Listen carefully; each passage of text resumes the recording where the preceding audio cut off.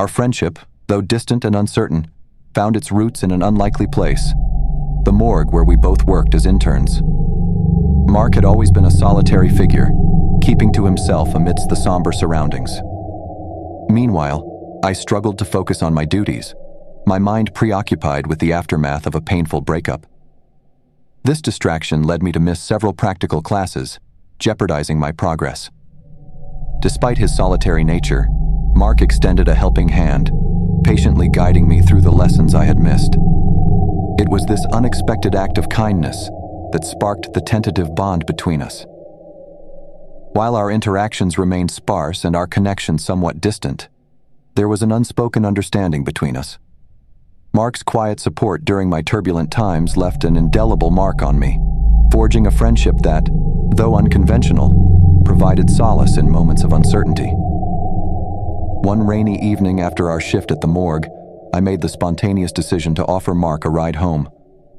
The rain was coming down in torrents, and although Mark seemed hesitant at first, I insisted, feeling a sudden urge to help him out. It struck me then that, up until that point, I had never really taken the time to get to know Mark beyond our shared work environment. As I drove through the torrential rain, the wipers struggled to keep up with the downpour, their rhythmic swishing the only sound cutting through the thick silence of the night. My hands gripped the steering wheel tightly, knuckles white with tension, as I navigated the winding road that led to the outskirts of town.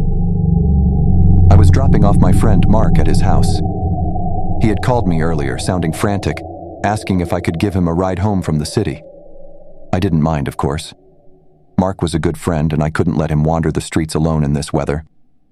Little did I know, his home was nestled near a graveyard, far from the comforting glow of the city lights. As we approached Mark's neighborhood, the rain seemed to intensify, the droplets hammering against the windshield with newfound ferocity. The headlights of my car illuminated the road ahead in a dull yellow glow, casting eerie shadows on the trees lining the deserted streets. "Thanks for the ride, man," Mark said, his voice barely audible over the pounding rain. "I really appreciate it." "No problem, buddy," I replied, forcing a smile. Despite my attempt at reassurance, a shiver ran down my spine, a feeling of unease settling in the pit of my stomach. There was something unsettling about this place, something I couldn't quite put my finger on. As Mark directed me down a narrow lane, the houses grew further apart, their windows dark and lifeless. The only sound was the steady drumming of rain on the roof of the car, punctuated occasionally by the distant rumble of thunder. And then, I saw it. Rising up from the darkness like a specter from a nightmare was the graveyard. Tombstones loomed out of the mist, their weathered surfaces glistening with rain. The sight sent a chill down my spine, and I couldn't help but feel a sense of foreboding wash over me. "Is this your neighborhood?" I asked, my voice trembling slightly. Mark nodded, his expression unreadable in the dim light of the car. "Yeah, this is it. Thanks again for the ride." I watched as he stepped out into the rain, disappearing into the darkness without so much as a backward glance. Alone now, I turned the car around, eager to leave this place behind me. But as I started to drive away, something caught my eye. A figure standing among the tombstones, barely visible in the swirling mist. My heart skipped a beat as I realized it was Mark, his silhouette outlined against the eerie glow of the graveyard. "Mark!" I called out, panic rising in my chest. "What are you doing? Get back in the car!" But he didn't respond. Instead, he stood there, unmoving, as if rooted to the spot.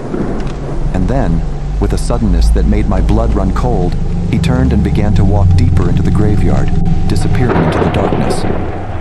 I slammed on the brakes, my hands shaking as I stared out into the rain. What was he doing? Was he crazy? Without a second thought, I threw open the car door and ran after him, the rain soaking me to the bone as I plunged into the darkness of the graveyard. The tombstones loomed over me like silent sentinels, their inscriptions faded with age.